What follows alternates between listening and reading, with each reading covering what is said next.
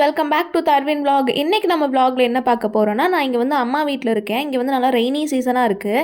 So பின்னாடி பூச்செடி கிட்டேலாம் கொஞ்சம் தேவையில்லாத செடிகளாக இருக்குது. ஸோ அதெல்லாம் களை பறித்து விடலாம் அப்படின்னு சொல்லிட்டு வந்துட்டேன்.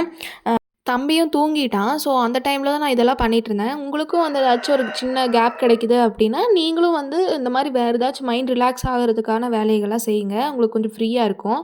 பட் நான் வந்து செய்ய ஆரம்பிக்கும்போது எனக்கு கொஞ்சம் போர் அடிச்சுது. ஏன்னா நான் தனியாக செஞ்சுட்ருந்தேன். அதனால கொஞ்சம் போர் அடிச்சுது. பட் ஆனால் கொஞ்ச நேரத்திலேயே வந்து அக்கா, அண்ணா, அப்புறம் பாப்பா அவங்க எல்லாம் வந்துட்டாங்க. ஸோ அவங்க கூட சேர்ந்து செய்யும்போது கொஞ்சம் ஜாலியாக தான் இருந்தது.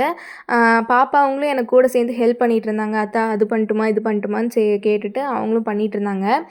இப்போ பார்த்தீங்கன்னா, ஏதாச்சும் குழந்தைங்க வந்து ஏதாச்சும் இன்ட்ரெஸ்ட்டாக நல்ல விஷயங்கள வந்து கற்றுக்கணும் அப்படின்னு சொல்லி நினைக்கிறாங்க அப்படின்னா, அது என்ன ஒர்க்காக இருந்தாலும் நம்ம வந்து சொல்லிக் கொடுக்கணும்.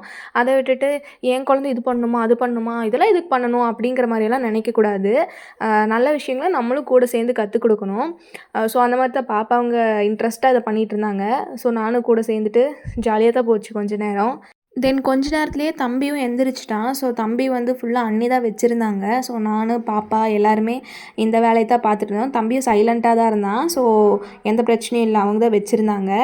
அப்புறம் அண்ணா அவங்க கொண்டு வந்த செடியும் வந்து நட்ட ஆரம்பிச்சிட்டாங்க. அண்ணாங்க வீட்டுக்கிட்ட வந்து ஃபுல்லாமே கார வாசல் தான். ஸோ எல்லா செடிகளும் தொட்டியில் தான் வச்சுருந்தாங்க. இது என்ன தான் பராமரித்தாலும் தொட்டியில் வைக்கிற செடி வந்து ஒரு ஸ்டேஜுக்கு மேலே வளர்றதும் இல்லை, பூவும் வெடிக்கிறது இல்லை. அதனால சரி இந்த மழை சீசனில் கொண்டு வந்து மணல் நட்டிடலாம் அப்படின்னு சொல்லிட்டு ஃபுல்லாக இங்கே வீட்டுக்கு எடுத்துகிட்டு வந்திருந்தாங்க. ஸோ அதெல்லாம் நட்டிகிட்டு இருந்தோம்.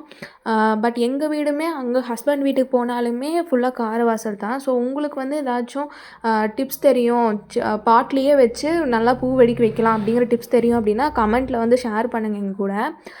தென் வந்து பார்த்திங்கன்னா ஃபுல்லாக நட்டி முடிச்சாச்சு. என்ன தான் தனியாக வேலை செஞ்சாலும் இந்த மாதிரி ஃபேமிலியோடு கொஞ்சம் சேர்ந்து வேலை செய்யும்போது கொஞ்சம் ஜாலியாக பேசிகிட்டே நல்லாயிருக்கும். நிறைய ஃபன்னோட வேலை செஞ்சுட்டு இருந்தோம் அன்றைக்கி.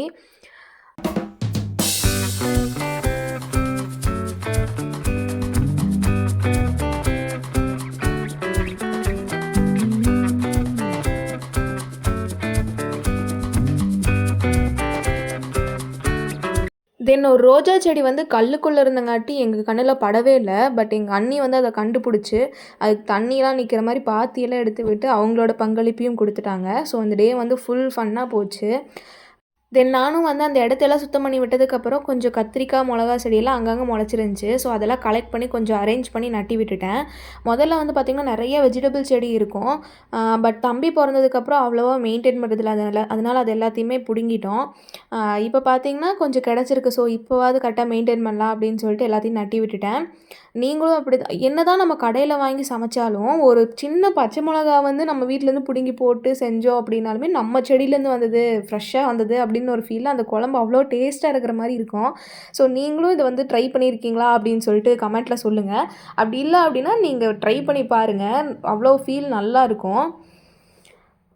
ஸோ இது வந்து முள்ளு கத்திரிக்காய் செடி. இது வந்து தானாகவே முளைச்சிது. அது வந்து ரொம்ப நல்லது. ஸோ நீங்களும் அந்த செடி பார்த்தீங்கன்னா பிடிங்கலாம் போட்டுறாதீங்க. ஸோ அது வந்து எப்படி செய்யுதுன்னு நான் உங்களுக்கு இன்னொரு வீடியோவில் காமிக்கிறேன். தென் வந்து பார்த்திங்கன்னா இது 1 வீக்குக்கு அப்புறம் எல்லா செடியுமே நல்லா ஃப்ரெஷ்ஷாக தான் இருந்தது. எதுவுமே வந்து வாடியெல்லாம் போகல. அப்புறம் நம்ம வீட்டில் வந்து ரோஸ் எல்லாம் கொஞ்சம் வெடிச்சிருந்தாங்க. நான் வந்து பாப்பாங்களுக்கு எப்பவுமே புடிங்கி கொடுத்துருவேன். பட் இருந்தாலும் செடியில் வந்து ஒன்று விட்டுருவேன். அவ்வளோதான். நான் வந்து ஃப்ரீ டைமில் எப்படி கார்டனிங் பண்ணேன் அப்படிங்கிறது உங்கள் கூட ஷேர் பண்ணிட்டேன். ஸோ இந்த மாதிரி இன்னும் வீடியோஸ் பார்க்க சேனல் சப்ஸ்கிரைப் பண்ணிக்கோங்க.